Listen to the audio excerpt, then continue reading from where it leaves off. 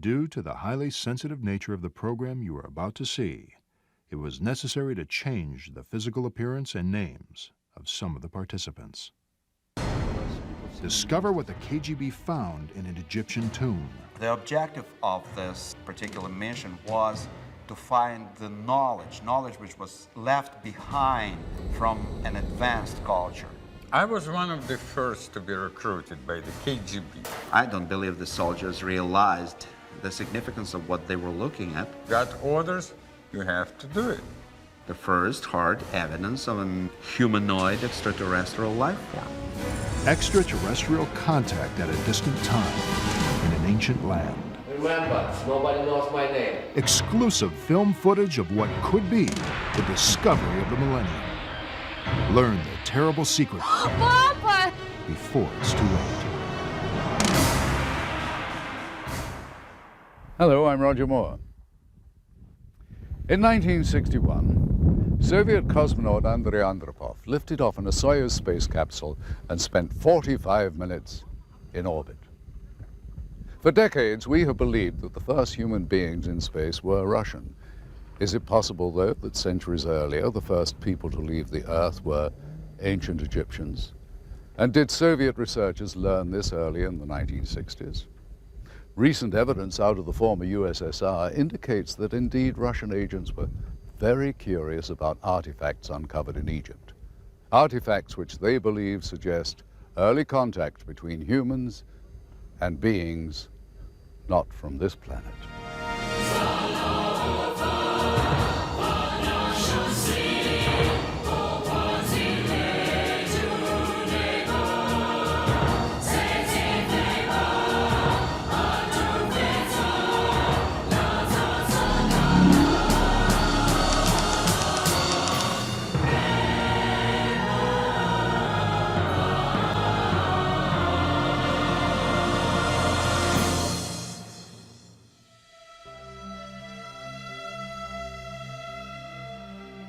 It's always been assumed the hunting ground for extraterrestrial life is above our planet. You watch the skies for UFOs. You probe the domain of deep space for the telltale signals of ET. Who would have thought to look underground for aliens? No one, except the KGB.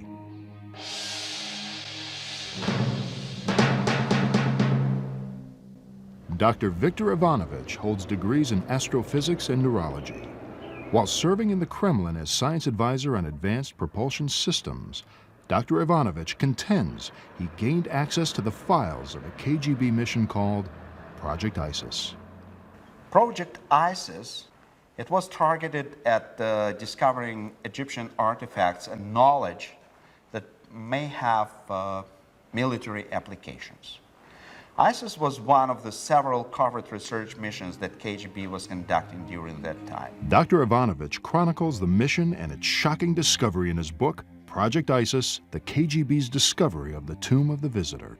This exclusive footage has never before been seen outside the top secret facilities of the KGB. According to Ivanovich, what you are watching is a visual record of the most important discovery in the history of mankind. There is no disputing the fact that a small group of Russian scientists, together with military experts on radioactivity and chemical warfare, discovered the tomb in Egypt in 1961. The record is clear on that point. But what was never disclosed was what they found inside the tomb. From the available evidence and highly placed sources, in the sarcophagus were the remains of an alien creature who died in Egypt about 10,000 years BC.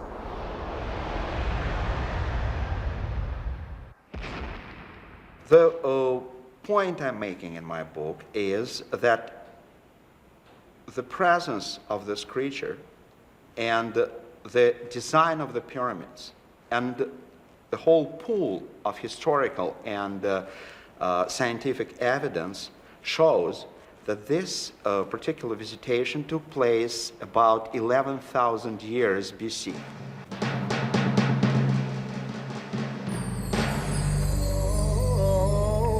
long before the Babylonians or the Greeks, before the gods of the Assyrians or those of Crete, long before all others, there was Egypt.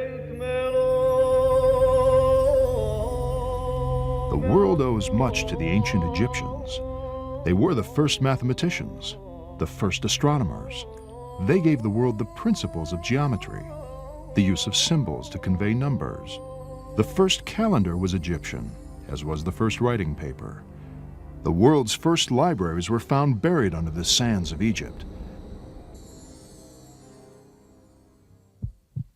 This is why the disclosure of Project ISIS is so troubling. If the claims of Dr. Ivanovich are true, if the KGB did find an alien entombed in Egypt, it will force us to reconsider the history of civilization.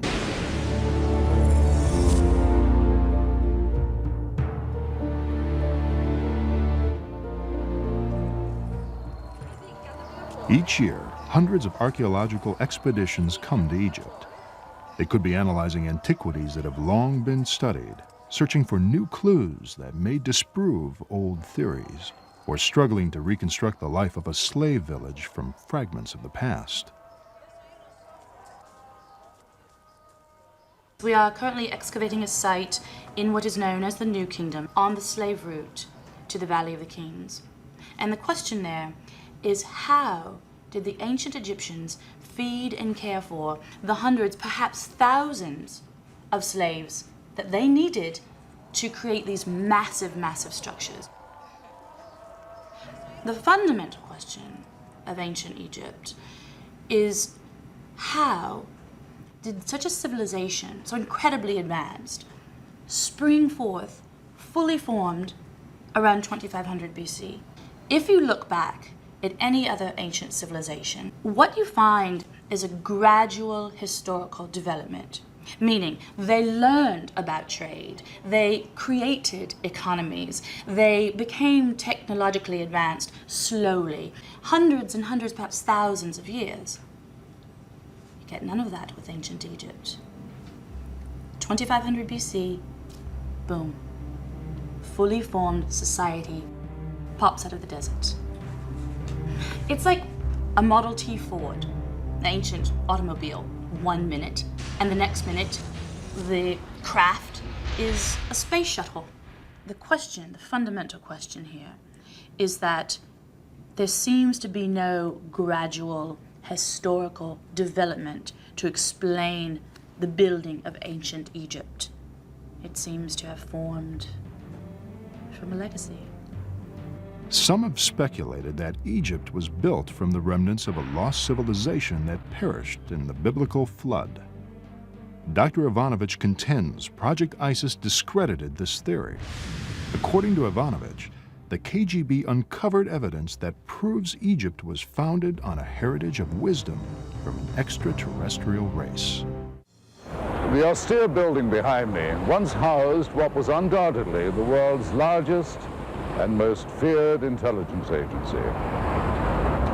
Why would the KGB be so interested in what many consider to be science fiction?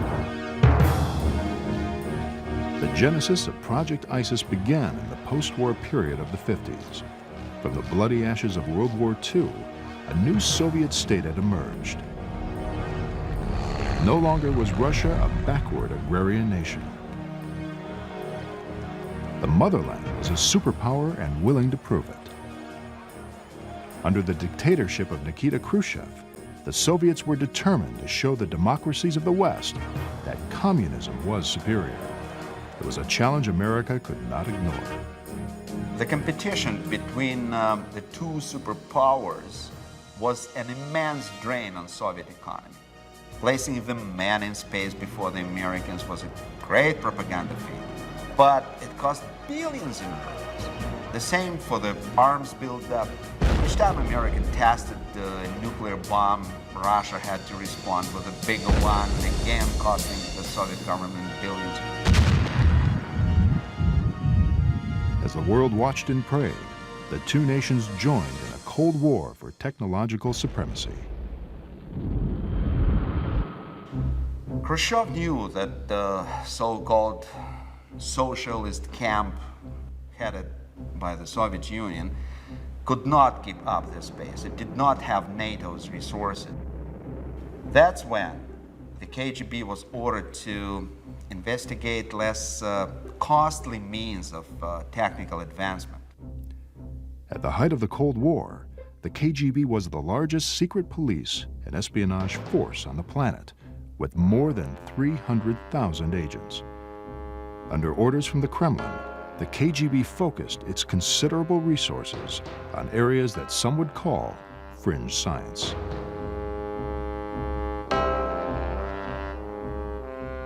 The KGB investigated the power of psychics.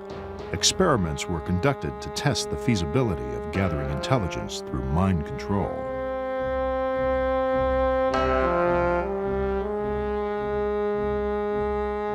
A man with a taste for blood headed the paranormal division of the KGB. The KGB research into the anomalous phenomena had begun in the 1920s, when a special laboratory, so-called dark room, was created. From the middle 1930s, Russian psychics had been persecuted under Stalinist regime. Gleb Boki, who was in charge of the paranormal phenomena for the KGB, was a sinister and cruel person who was known to drink human blood. The KGB had conducted psychotronic weapons research on prisoners that were sentenced to die, and also political dissidents. When Gleb Boki and people who had studied the anomalous phenomena with him in the KGB were executed in 1937, all of the files were transferred, as far as we know, to the most secret archives of the KGB. However, the paranormal research went on. Under Khrushchev, great successes had been achieved in the Soviet Union with the paranormal. Some of the first biogenerators and machines to alter human minds came to the scene. The Americans were worried about Soviet research programs because they knew that the Soviet Union would not use it for peaceful means, that the Soviet Union was there to conquer and to overtake the United States. Another area of deep interest was UFOs. The Kremlin hoped investigating reports of alien spacecraft could advance aeronautical design. The former Soviet Union was an ideal location for the study of unidentified flying objects. Russia had more UFO sightings than any other nation. One reason for the multitude of UFO cases is that Russian borders surrounded the largest landmass in the world.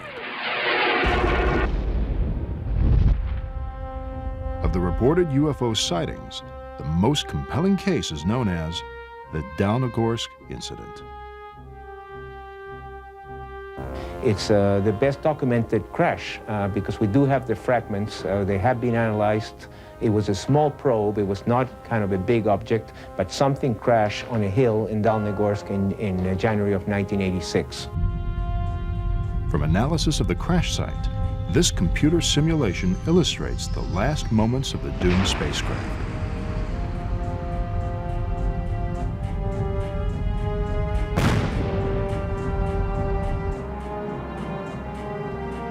If we play the tape in slow motion, we can observe why the saucer-shaped design is so prevalent in UFO reports. Leading experts say a fixed-wing aircraft operating under the same adverse conditions would have buried its nose in the ground and burst into flames. As one can see, the saucer shape enables the space vehicle to skip and cartwheel over the field.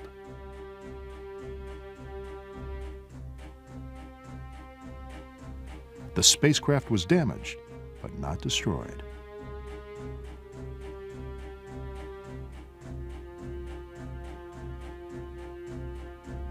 From contacts with the Russian mafia, the producers obtained this exclusive, secret KGB footage. The film purportedly shows military personnel and KGB agents at the crash site of a saucer-shaped object. Leading the mission is the man wearing the fur hat. He is believed to be a senior KGB agent. It's still not certain if the Dalnogorsk incident was the crash of a UFO. But some think the KGB's mission to find and adapt alien technology to Soviet aircraft was successful. UFOs, the paranormal, and Project ISIS, all three were part of the Kremlin strategy of achieving military superiority. According to Ivanovich, the goal of Project ISIS was to find a collection of advanced knowledge left by a lost civilization. Knowledge that would give the Soviet Union an invincible lead in their quest for global domination.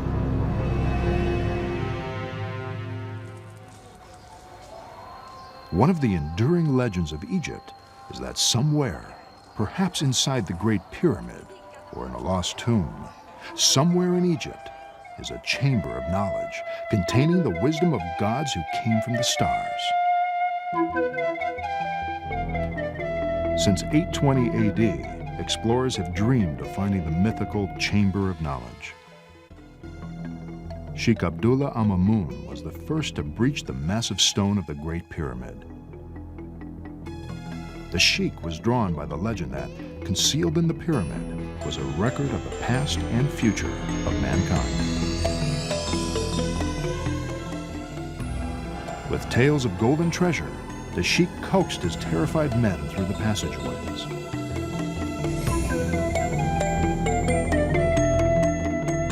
But when the Arab explorers reached the king's chamber, they found only an empty sarcophagus.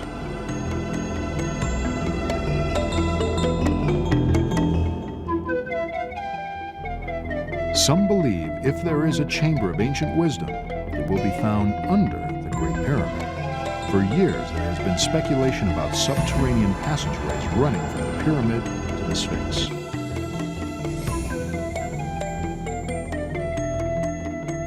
Recent seismic surveys suggest a mysterious chamber-like cavern lies below the Sphinx. This has led many to reconsider the legend of the Chamber of Knowledge. Is there a storehouse of knowledge left behind by ancient visitors? Signs point to yes. The vastness of the desert here is overwhelming. It was in this region, at the edge of civilization, that something profound may have happened over 2,000 years ago. Egypt was the first civilization. Pharaohs ruled the kingdom for over 1,000 years.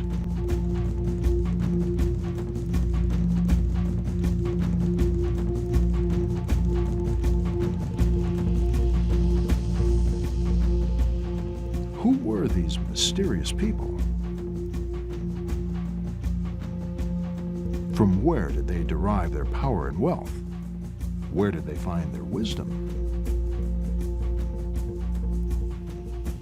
The objective of this particular mission was to find the knowledge which was left behind from an advanced culture which predated this traditional Egyptian history. The team of archaeologists was composed of Egyptologists from Russian Soviet Academy of Science, which was one of the best schools of ancient cultures in the whole world. And in spite of that, the KGB leaders gave the project little chance for success. I was one of the first to be recruited by the KGB. I don't know what was the interest in it. But anyway, you cannot say no to Комитет государственной безопасности, KGB. You got orders, you have to do it. So my recommendation was to start right there, at the Giza Plateau. A trip to Egypt is a humbling experience. The ancient monuments still cast their long shadow upon the works of man. The Giza complex includes the Great Pyramid of Khufu. Nearby is the Pyramid of Menkaure, Still visible are some of the mortuary temples. Next in size to the Great Pyramid is the Pyramid of the pharaoh Khafre. Many believe it was Khafre who ordered the creation of the Sphinx. Carved out of the bedrock, the colossal statue appears to be guarding secrets that lie beneath the sands. It took centuries to complete the complex of monuments on the Giza Plateau. It must have been an awesome vision. Towering pyramids, gigantic statues, temples, crypts, and causeways.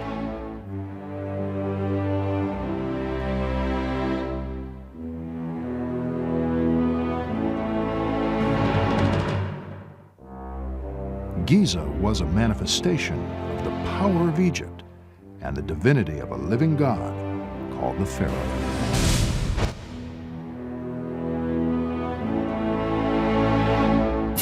No monument symbolized the godlike power of the Pharaoh better than the Pyramid of Khufu. For size and engineering precision, the Great Pyramid has never been equaled. The pyramid weighs roughly 6 million tons, 20 times the weight of the Empire State Building. Until the Eiffel Tower was erected, the Great Pyramid was the tallest structure in the world. Over 2 million stones were used in its construction. No stone weighs less than a ton, and some as much as 30 tons. Inside, passageways connect the chambers. Shafts run to the exterior. Today, the pyramid is rough stone, but it once had a mirror-like finish of masonry.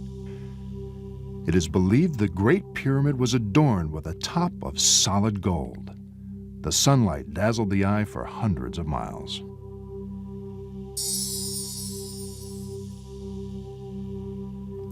For centuries, experts have speculated on the purpose of the pyramids. Conventional theory claims the pyramids were symbolic doorways to the afterlife. Others believe the pyramid was an astronomical observatory. Some say a geographical survey instrument. One outlandish theory states the Great Pyramid was a grain elevator. But experts do agree the pyramids were far more than just gigantic tombs. Nobody's ever found evidence of a burial in a pyramid, and we still don't know how they were built. Scholars had argued that the technology to construct massive pyramids might not have been available to people at the point in human history when these structures were built. The pyramid builders knew information that would not be rediscovered for centuries. For example, the pyramid's height corresponds to the distance from the Earth to the Sun. The pyramid was set within 4 degrees of the corners of the compass, a precision that has never been equaled. And amazingly, the Great Pyramid lies in the exact center of the Earth's landmass.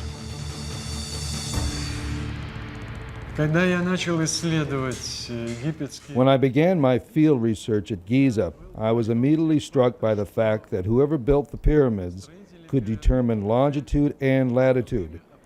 This is amazing, since the technology to fix longitude was not invented until the 1600s.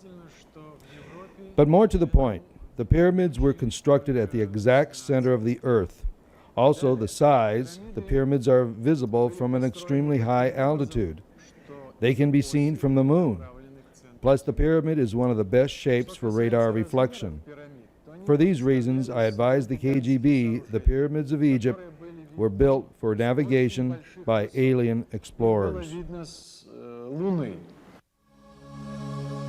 It makes perfect sense. Egypt would be an obvious choice for the aliens who had to establish an outpost for planetary expeditions. The initial landing by an alien expedition team would pick a flat area with a few obstacles. Egypt would be an obvious choice since it's also in the center of the land, the habitable mass of the Earth. Though never adopting communism as its core political system, Egypt was for many years still firmly within the Soviet sphere of influence. a client nation. Egypt both benefited from and made concessions to its benefactor, the former USSR. Some experts speculate the Kremlin feared the CIA would learn about the mission to Egypt. Pressed by U.S. competition in the arms and space race, Russia did not want to start a tomb race. The geopolitics of the time enabled Project ISIS to operate with complete secrecy. By the late 50s, Egypt accounted for 43% of all Soviet aid to third world nations. When Project ISIS was initiated, Soviet military personnel in Egypt numbered over 20,000. The heavy military presence disguised the efforts of mission scientists. According to Ivanovich, project scientists were headquartered in Cairo. From there, small squads of archaeologists would conduct covert studies of the Giza pyramids. Often, the scientists would be disguised as Arab peasants or army officers.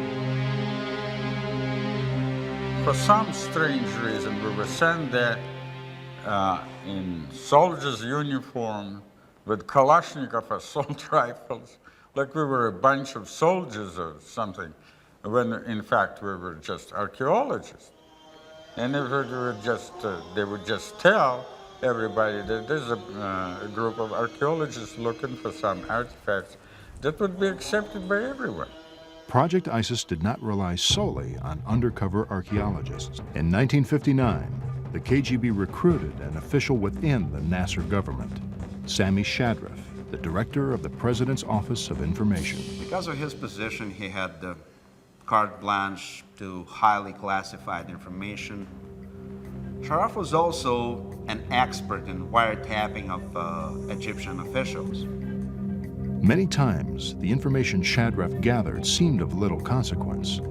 However, according to Ivanovich, on the night of July 24, 1960, a conversation was recorded that would spin Project ISIS into the realm of myth and disbelief. This recording was obtained through the sources who I must protect. أيوة يمكن تعمل عليهم. هم كانوا يشربوا خمرة؟ لا هم مسلمين متشددين. قالوا إنهم وجدوا مقبرة مقفولة. أيوة دي مقوي، قالوا هو قبر. كيف عرفوا أشياء زي كده؟ دخلوا شافوا على الحيطان رموز وكتابات وصور حكاوا عليهم من قبل. تعرف إيش يعني هذا؟ وجدوا مقبرة الزوار. مقبرة الأزهر. مقبرة الأزهر. One of the top officials monitored by Sharaf had found his brother. Apparently, two Bedouins stumbled upon the hidden tomb. So they remained delirious for a few days, and finally they brought the local hospital. And they repeated only these words, Maqbarat al-Zohar, which means the tomb of the visitor.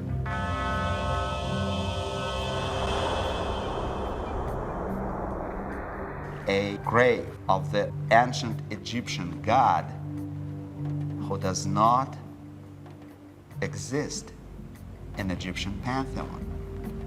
He is not included as a god. He has a special sign as a visitor god. Long before the time of the pharaohs, there was a god who came from the skies with the others of his kind. They brought magic to the land, wonders, power, and wisdom. They returned to their home in the stars, but one stayed behind and taught the people of Nile all he knew.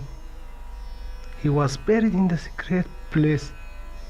It is called Maqbaratul Zuwar, the tomb of the visitors. Can myth conceal the truth? Could a legend be based on fact? You must embrace the myth, the folklore, the legend, because it's like a pearl inside of an oyster. You start with that tiny sand of truth, and then over the year, it gains luster and becomes legend. The producers of this program were skeptical. The possibility the KGB thought mythology could lead to advanced alien knowledge was hard to accept. To obtain independent verification of Project ISIS, the producers tracked down a former diplomatic courier for the Soviet Union. The man now works for the Russian mafia. I worked as a messenger for diplomatic corps. One of my roles was moving documents between Cairo and Moscow. Some of them was from Mr. Sharaf. He was a director of information center, Egyptian information center at that time. It was in the 60s, something like that. Most of that papers weren't interested. And some of them in code I couldn't even understand. But few of them I understood. And how could I say in English? It seemed taught to me. And I decided to make a copy. Can we see those copies? No. The man wanted money for the documents. Where are you taking me? Don't worry. Our field producer explained he wouldn't pay unless he was certain the documents were from Project ISIS. You don't have a place like this in America, huh? The producer was taken to an abandoned office building on the outskirts of Moscow. Here we are. This footage is from a hidden camera. All my paper in here. That's like a life insurance. A lot of people would pay a lot of money for this stuff. Is that what you used as a courier? Yeah.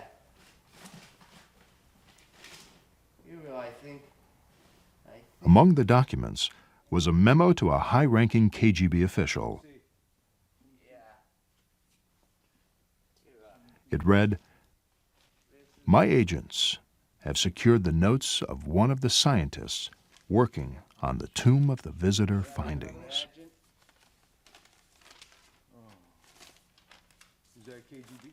KGB letter. Another was an inventory of contents taken from the tomb. Classified top secret, it read, "Location of finding, undisclosed. Subjects, 15 crates of relics, 1 partially mummified body, 1 stone sarcophagus, and 8 hieroglyphic samples." This is a letter from my agent to Moscow. A project scientist who was one of the first to enter the tomb filed this report. It read, "During inspection of the wall segment, we noted an odd sensation. A magnetic repulsive force seemed to be emanating from the rock. We were unable to find any scientific explanation." This is one from Egypt. Samples from Egypt, pyramids. This memo is from the cryptologist report. Findings. Partial decoded message on tomb wall indicates a prophecy of the return of ancient wing gods. Gosh. It talks about the tomb, doesn't it? Yes. Okay, I think we got a deal. The documents made it clear. The Kremlin was taking the myth very seriously. One report indicated a military unit was ordered to the site. A security order of the highest level was in force when the sarcophagus was opened. In Egypt, the focus of attention for most visitors is the awe-inspiring antiquities, ancient wonders from the past. Is it possible these attractions have been a draw for life forms other than human tourists? Not according to Dr. Ivanovich. His book makes it clear. Aliens didn't come to Egypt to see the pyramids. They came to build them. To summarize, the main point I'm making in this book is that we deal with the unprecedented discovery in the history of mankind.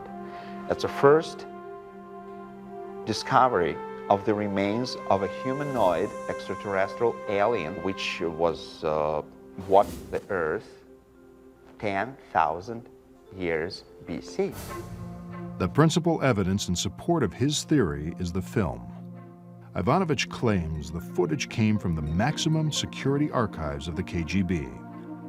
The author accepted the producer's request for an independent analysis of the footage.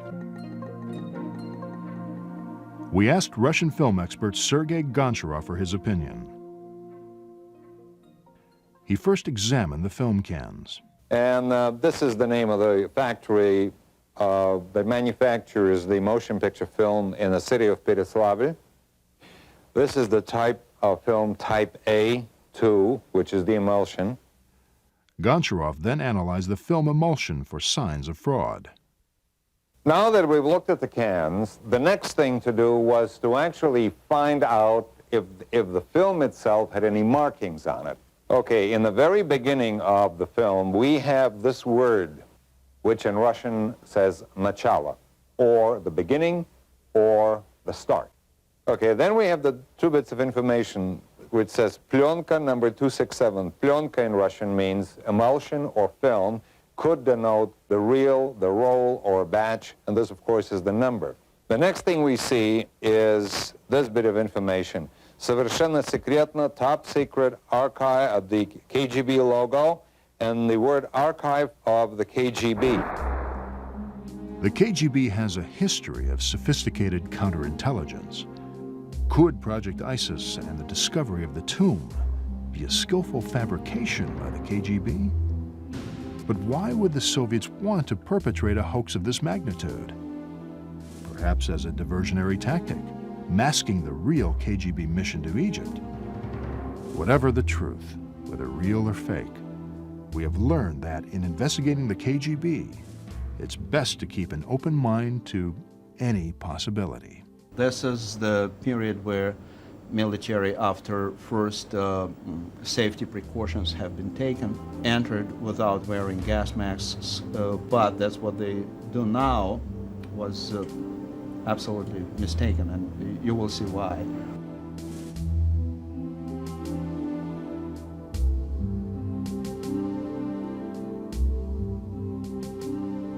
Because they had to open sarcophagus after proper examination of the content.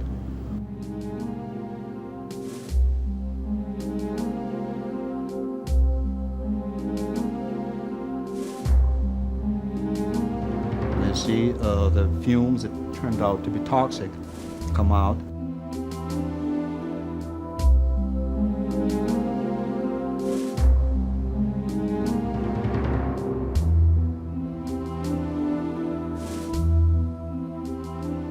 These are the remains, actually, of this extraterrestrial alien.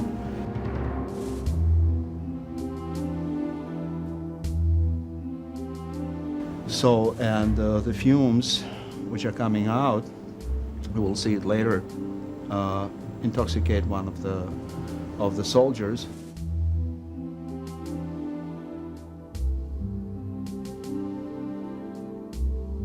Under such circumstances, under this particular condition, they could be very poisonous.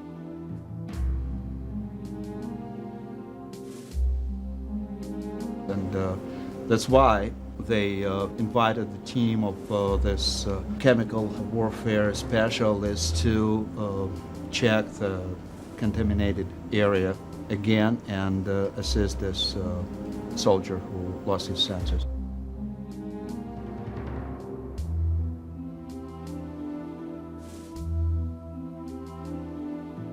The energy inside the rock cave, particularly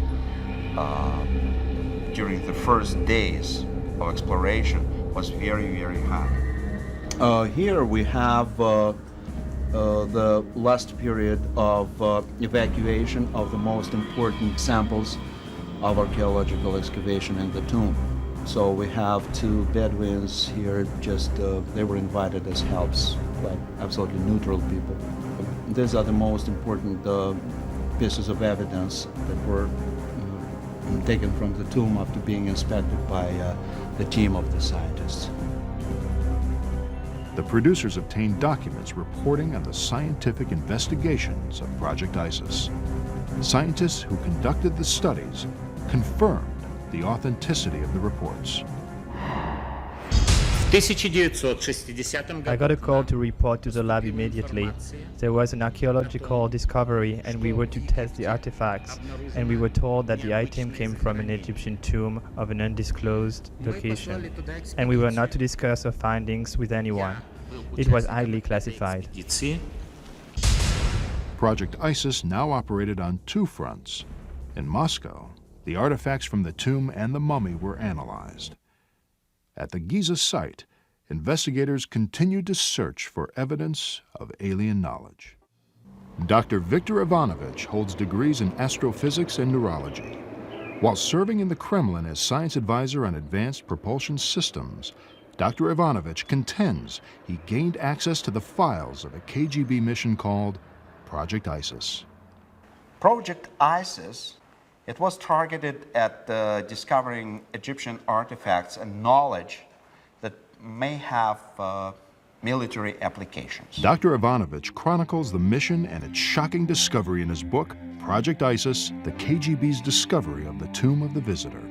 This exclusive footage has never before been seen outside the top secret facilities of the KGB. According to Ivanovich, what you are watching is a visual record of the most important discovery in the history of mankind. There is no disputing the fact that a small group of Russian scientists, together with military experts on radioactivity and chemical warfare, discovered the tomb in Egypt in 1961.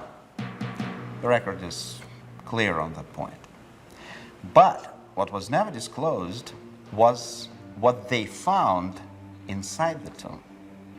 From the available evidence and highly placed sources, in the sarcophagus were the remains of an alien creature who died in Egypt about 10,000 years BC.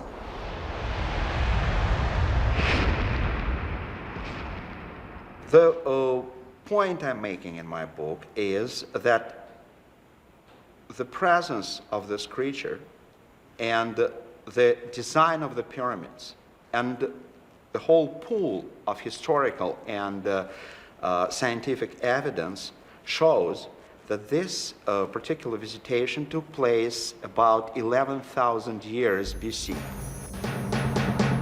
According to KGB documents, mission scientists began to wonder if the entire Giza Plateau was designed and engineered for a single purpose. This theory has found support in later research. I believe, and there are different schools of thought, but I believe that the pyramids were, or certainly the Great Pyramid, was a machine. It had some sort of purpose. The measurements are extremely precise. For example, the ratio between the height of the pyramid and the perimeter of the pyramid is the same as the ratio between the radius of the Earth and the circumference of the Earth. So you can actually see the pyramid as sort of like a three-dimensional triangular depiction of a hemisphere, which might suggest that there was some reason to have the pyramid resonate with the planet. Now, I can convince, I think, even the greatest skeptic in 30 seconds that pyramids have powers to alter cosmic rays. Now, that sounds like some spacey thing, but here's the deal: a prism. Archaeoastronomer Yuri Vladimir agrees with the prism hypothesis. The pyramids are in effect huge prisms capable of concentrating energy. Capturing the light from the stars would initiate a process that would turn the Great Pyramid into an interstellar transmitter. Project scientists claim the three pyramids and Sphinx could be integral parts of an immense machine designed by alien engineers. According to them, all the monuments of Giza are linked by a master control mechanism inside the Great Pyramid. In the Great Pyramid, a passageway leads to the king's chamber.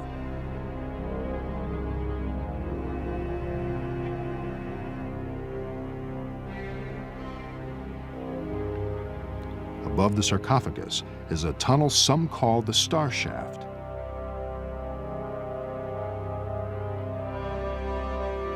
When a specific celestial alignment occurs, starlight streaks down the shaft. The investigators theorized that radiant energy striking the sarcophagus could initiate something similar to a cold fusion reaction. Project researchers believed the prism structure of the pyramid would magnify and transfer the energy to the other monuments. In ways not fully understood by the team, a unified beam of energy could erupt, turning the Great Pyramid into a cosmic beacon used by alien starships for celestial navigation. A far-fetched theory, no doubt, but the Giza investigating team immediately informed KGB headquarters. We briefed the KGB on our findings. We were ordered to investigate possible target locations for pyramid transmissions. As the Giza work continued, the scientists at project labs in Moscow were preparing to create the most amazing portrait in history. In the movie Raiders of the Lost Ark, the Nazis were shown to be interested in archaeological findings in Egypt, which they hoped would yield untold powers. Sometimes truth, as they say, is stranger than fiction. Anthropologists speculate other cultures may have been motivated by the same impulse that produced the pyramids of Egypt. Ancient pyramids have been found in places as diverse as Mexico and China. Many experts conclude there must be an historical connection. It's an uncanny coincidence and it's an uncanny convergence that very much supports the notion that there was some sort of common antecedent civilization, or that there was some common civilization that touched all these other civilizations that had either an unearthly or an incomprehensible origin. All of these legends and myths talk about beings who are men but not men, who lived long lives, who were giants, who went up in spaceships, who traveled among the stars, who brought us knowledge of language, alphabets, calendars.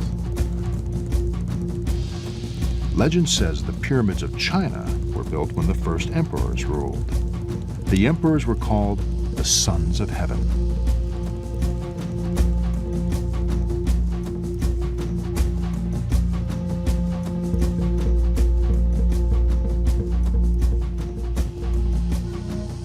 Similar legends surround the pyramids of Mexico and the Yucatan. Strangely, the term Star Walkers can be found in both South American folklore and Egyptian text. The Egyptians used the phrase Star Walkers to describe, I guess, what I'll call the giants, a class of man/God. They were men, but they weren't men. They were greater than men. Perhaps they were the giants or the titans who walked among the stars. You have this concept of star walkers, men but not men, godlike men, creatures like men but who are really more like gods, who walked among the stars, who left Earth in spaceships. The Bible tells us about one of them. If you believe in the Bible, you almost have to believe in this notion. For me, I always sort of pause and say, when different cultures tell me the same thing. The commonality of myth and pyramid building among diverse populations leads some experts to speculate that all cultures might be traced to a single parent civilization. This mysterious race may be responsible for the oldest known civilization on the American continent. The Incas of Peru nearly rivaled the engineering and construction abilities of the Egyptians. Similar to the Egyptians, the Incas had no knowledge of the wheel, yet thousands of miles of roads spanned their empire. How did the primitive Inca construct roads over the most hostile terrain on the planet? And why? Building the spiritual center of Machu Picchu would severely test today's engineers. How did the Incas move massive stones to such heights? Perhaps the Incas were aided by an unknown civilization that first appeared in Egypt. Some say this mysterious race left us time capsules of knowledge. Key to finding our ancient legacy is to unlock the secret of the pyramid. The scientific team at Giza believed they had discovered the secret of the pyramids. According to them, the pyramids were used for celestial navigation by alien space travelers. The KGB ordered the team to determine the target location. Planets, stars, constellations, and galaxies, all are in a constant state of motion. Project scientists had to replicate the night sky as it appeared over Giza thousands of years ago. We know a lot of things now that we can calculate where, at what time, let's say 1,000 years ago, 2,000 years ago, 2,500 that's supposed to be built. At 2500 BC, mission scientists found no direct alignment between the pyramids and a planetary or stellar group. Through computer simulation, we were able to duplicate the celestial sphere as it appeared before human civilization. They moved back in time, searching for a link between the pyramids and an astronomical object.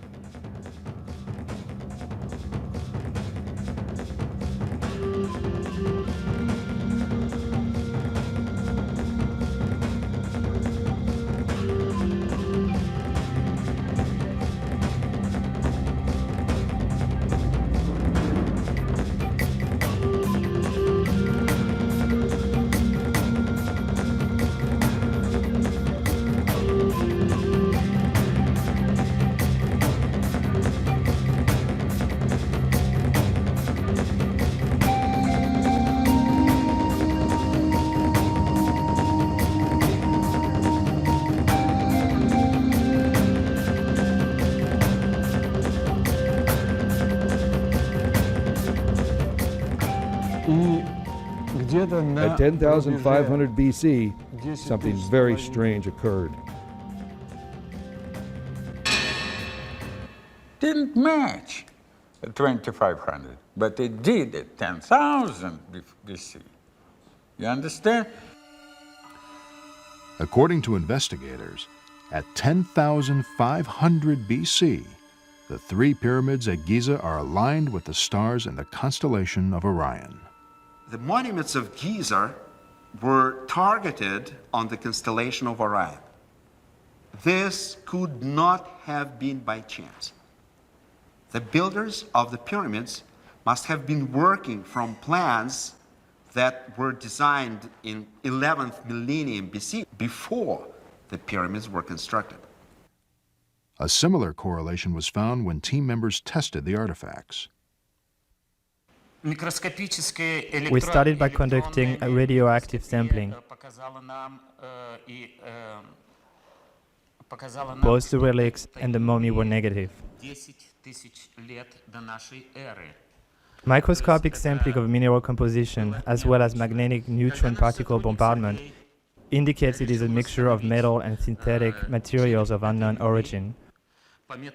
More testing with carbon dating and radioactive sampling place dates beyond 10,000 BC.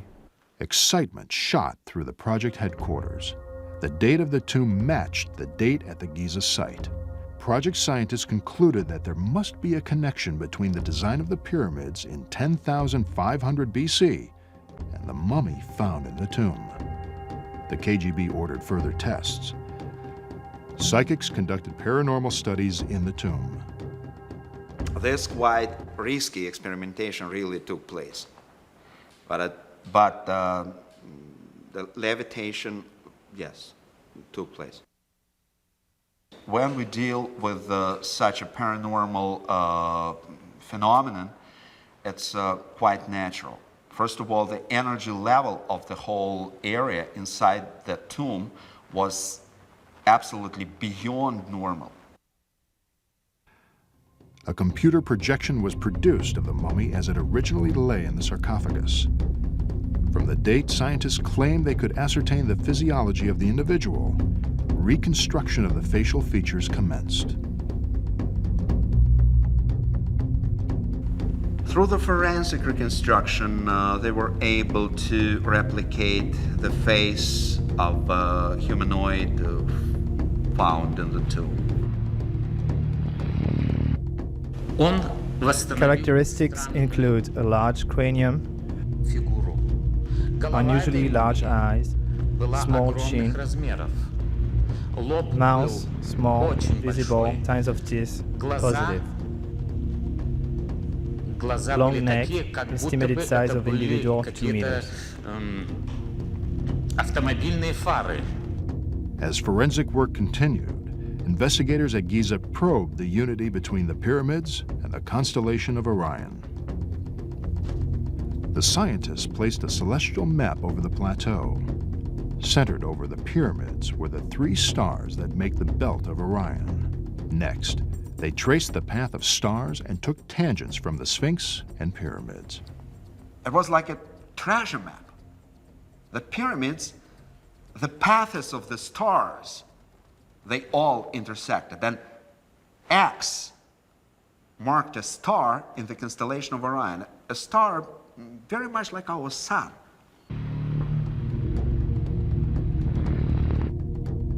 At project labs in Moscow, the facial reconstruction neared completion.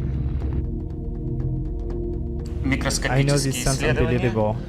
I wouldn't believe it myself if I hadn't been there.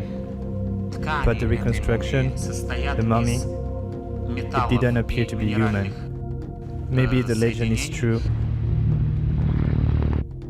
Maybe we found an extraterrestrial in that tomb.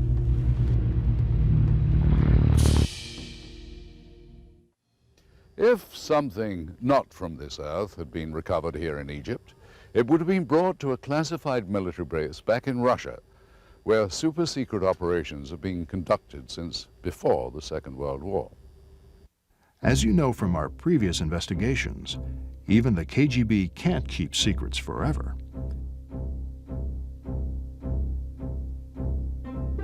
It could be sexual blackmail operations.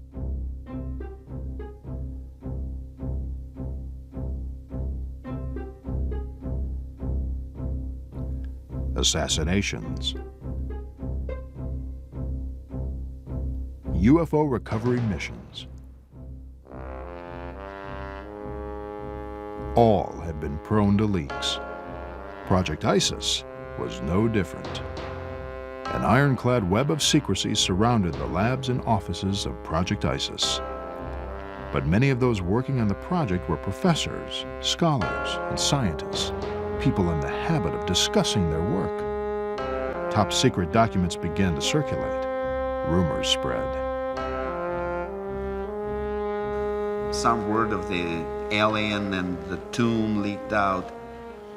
A group of people began to meet, former KGB staffers and other, mostly computer and technical people. They believed that the tomb was that of an alien who was once worshipped as the god Osiris. The being brought to earth the knowledge of science and math. He was responsible for the growth of civilization. So all these people called themselves the followers. The cult took their name from an obscure passage in the Egyptian Book of the Dead. According to Egyptian belief, a family of gods came from the stars, bringing to the people of the Nile the wisdom of the universe. One day, the gods returned to their celestial home, except Osiris. The god gathered a group of mortals together and taught them much wisdom, including the magic of numbers. They called themselves the followers. It was their duty to protect and preserve the sacred knowledge until Osiris returned to teach the pathway to immortality.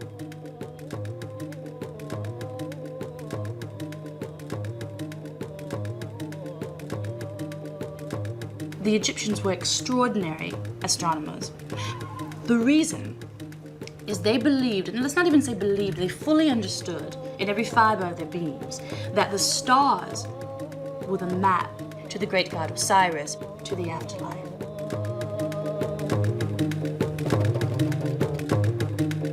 I believe it's a fundamental aspect of human nature, that the idea of immortality, that we must go on, that we're not here for our 5 minutes and then dead, finished, end of story, put the book on the shelf.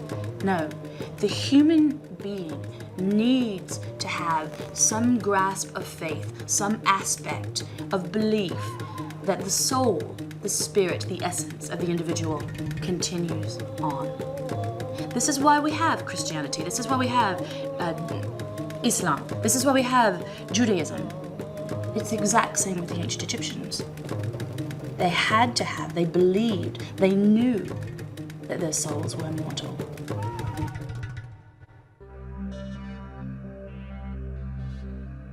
The Kremlin allegedly ordered the KGB to refocus its efforts on the initial goal of the project.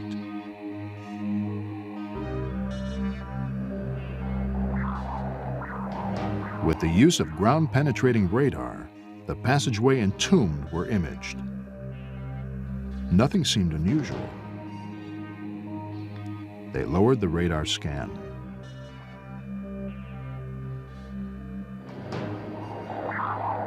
Still nothing. The radar screen showed only rock strata. They were about to abort the mission when the radar began to pick up an anomaly, a faint shadow. It appeared like a passageway.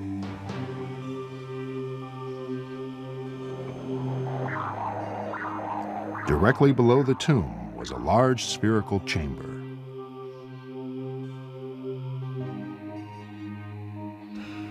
Many in Project ISIS believed they had found the legendary Chamber of Knowledge. Apparently, the extraterrestrial discovered was buried with a vast library of knowledge and data from the advanced alien culture, which could have immense military relevance. Many wanted the chamber opened. Their argument was based on the following facts. The mission from Orion landed at exact ideal location to build pyramids that would serve as navigational beacons for further reconnaissance of our planet. The first recorded UFO sightings were reported by the high priest of Pharaoh Thutmose III about 3,400 years ago. UFO sightings continued through the ages, but escalated when man obtained the mastery of the skies. When the nuclear age began and man conquered the inner working of the atom, the aliens from Orion stepped up their observation of the Earth, resulting in Roswell incident and an explosion of UFO contacts. Abduction reports began to sweep the world in the early 60s.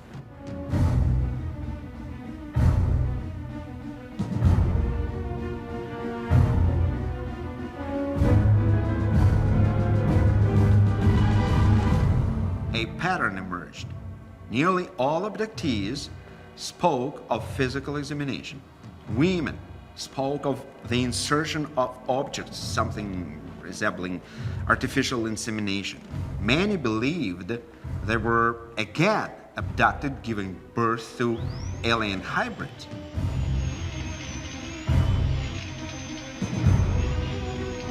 In the last decade, reports from credible people claiming to have been abducted has risen dramatically. Many elements of their abduction experience are similar. The same physical marks are left on abductees' bodies. Many recall similar details of alien spaceships. Some experts say the similarity in accounts is circumstantial evidence that alien abductions are real. Could the abduction phenomena be a genetic colonization program begun in ancient times? Could aliens be cloning themselves by inserting alien genes into human DNA?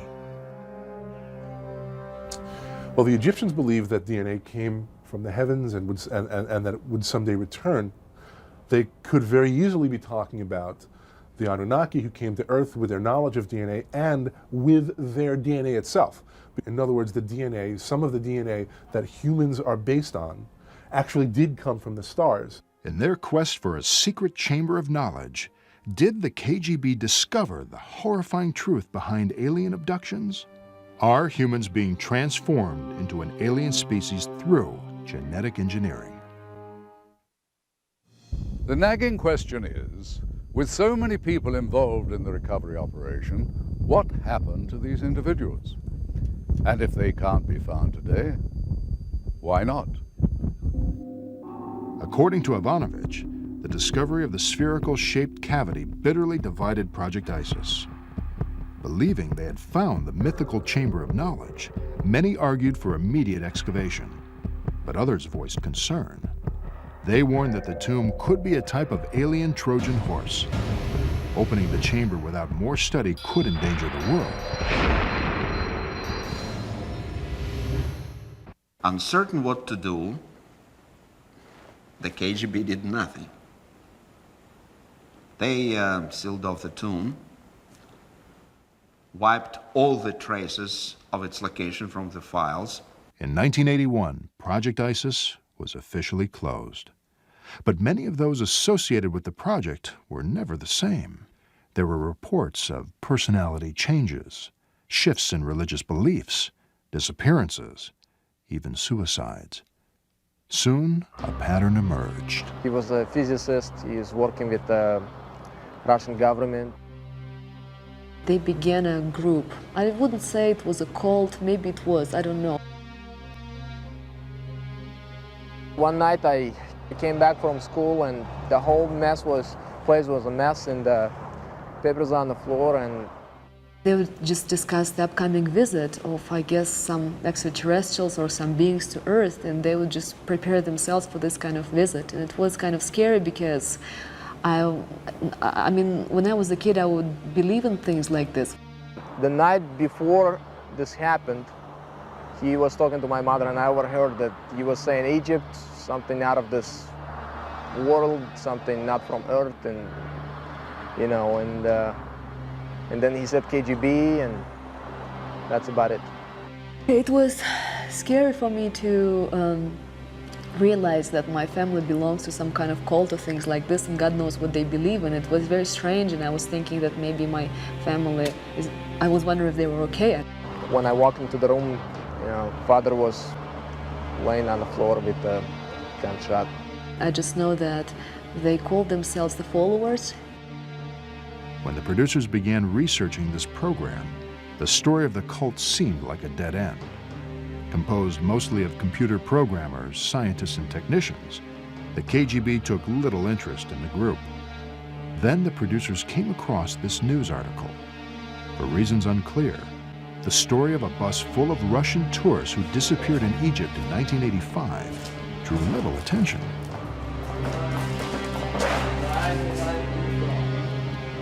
But during the final phase of production, one of our field producers stumbled on the scoop of a lifetime. It occurred during the hidden camera exchange with the former diplomatic courier. Down. That's terrible. Scary. That's Lubanka. It's a headquarters of KGB. You've been in there? Yeah. You're ready to pee in your pants. That's terrible. Hey, by the way, when you came out of any of your last trips out of Egypt, did you ever come across a videotape, Egyptian? You're lucky. I have some tape. I saw some pornography, but only this tape. You can have it. Egyptian police give it to me as my gift. Thanks. The business.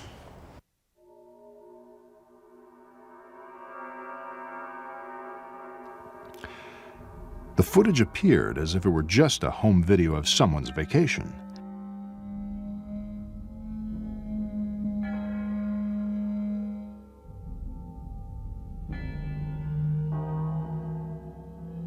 But to the producers, it raised troubling questions. What would a group of tourists be doing at a remote location in Egypt at night? What were they looking for? Then, night seemed to turn into day.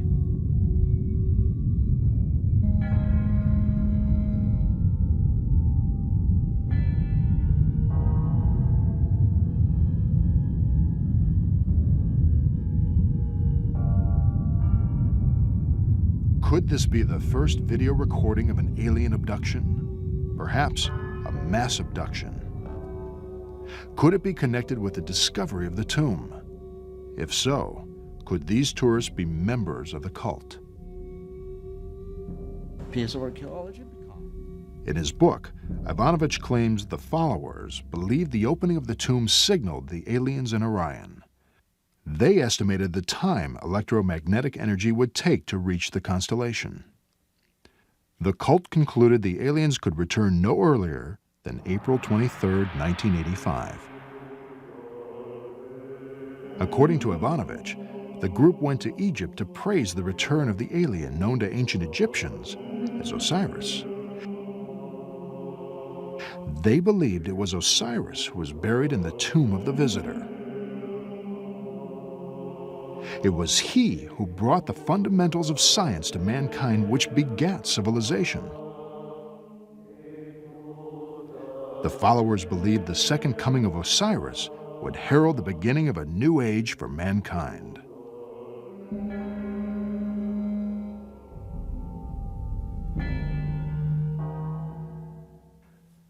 Supporting the author's contention was the testimony from the daughter of a couple who joined the cult.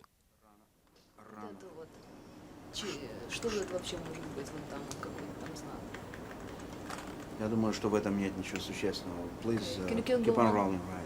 Yeah. So, автобус. Could you blow it up a little bit? I wanted to see, like, back off a little bit. I want to see that side. Появится. Но не вижу ничего здесь не появляется. Ну да, они идут куда-то. А вот это вот, ну что вот это вот такое, вот это мелочь? Вообще-то, может быть, вообще-то не Египет, вообще-то другая какая-то страна непонятная. Вот это вот. Что это может? Прибыла, судя по всему, на место встречи. Папа! Мамочка, господи, мама моя! Ой, май гад!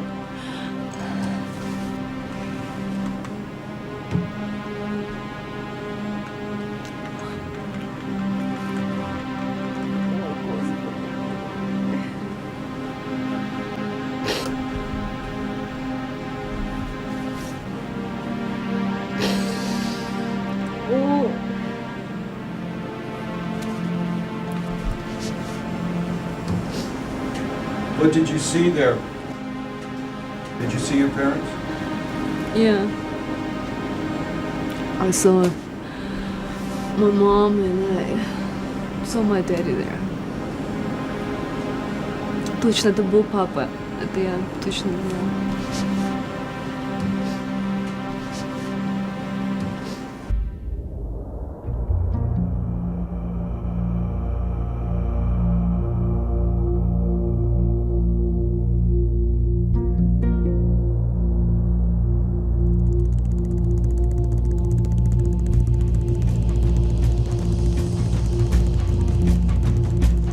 It's been said that to understand Egypt, one must find the strand of truth among the threads of myth, magic, and mysticism.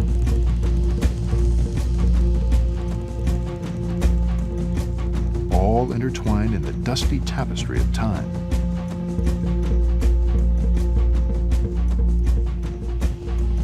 Perhaps it is the same with the story of Project Isis. Untangle the theory and speculation, and you will be left with the strand of truth.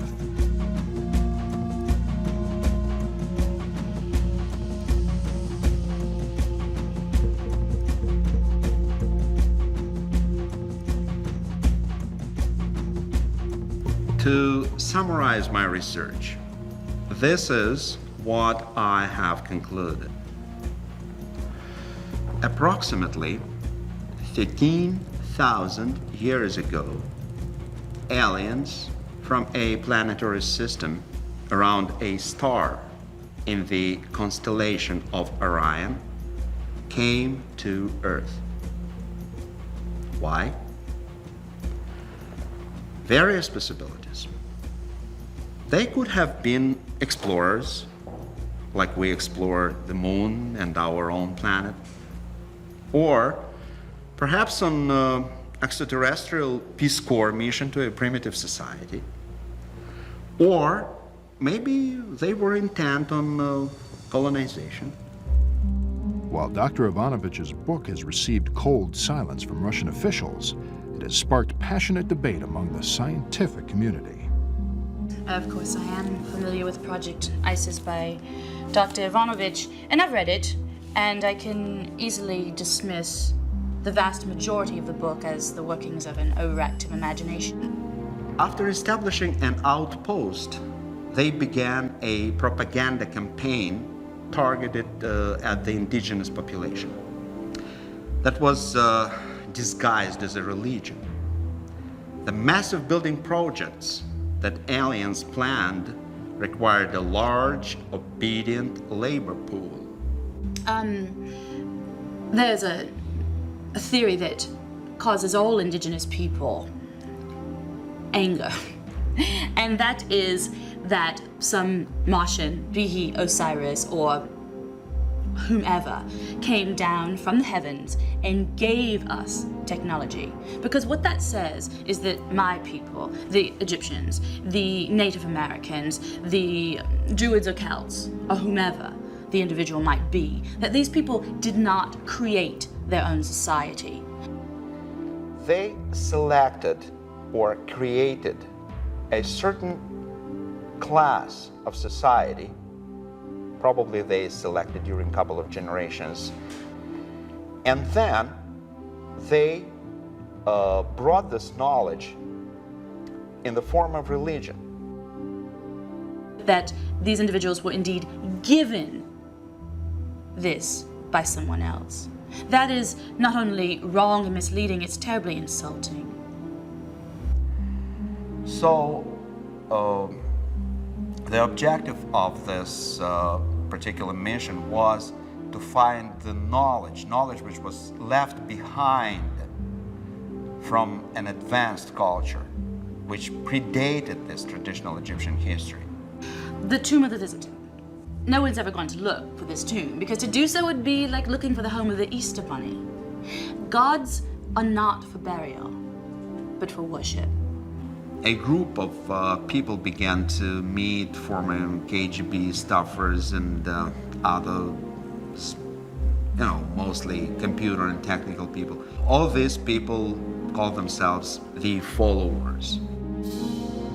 But there is one chapter that I find intriguing. Chapter number 7. It is about a Russian cult called the Followers. And these individuals were all from advanced technological backgrounds, computer technicians, phone creation people, just extraordinarily brilliant people who dealt with radio waves. And they believed that the great god Osiris was sort of a god of technology, if you will, and that he did come and he did give this incredible wealth of knowledge to the ancient Egyptian people, and that he would indeed return to Egypt. It was a little bit scary to go deep about things like this. My mom and dad, they would just gather in the kitchen and talk maybe English or some different language, so I wouldn't understand what they're talking about, We do know as their landing site was picked at the desolate location in the center of our planet, Egypt. I had recurring dreams about my family, about some light coming into them, being abducted to the spaceship, something like this. I've been seeing dreams like this, and I don't know if it was hallucinations or something like this. So what you have is an incredible amount of brilliant individuals, brilliant minds, traveling now to Moscow, from Moscow, to look for this tomb of the visitor, for the return of the great god Osiris. In the physical world, in the physical reality, they're not with me, they're not here, they're lost, I believe. In a sense, inside of me, some kind of sixth sense or something like this, whatever you call it, somehow they're with me all the time. I don't know, I feel that they're somewhere around me, that I feel their presence all the time. So if they're abducted and they're elsewhere, obviously they're alive, they're somewhere here. If I don't have a feeling that they're dead.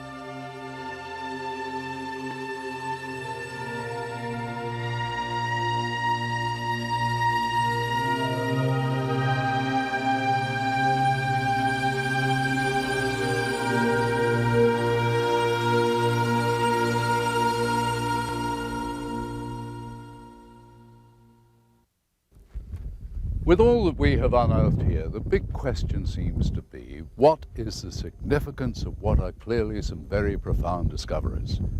And will we ever know the full story? We hope you've gained some insights into what promises to be a continuing source of intrigue and controversy. Thanks for joining us. I'm Roger Moore.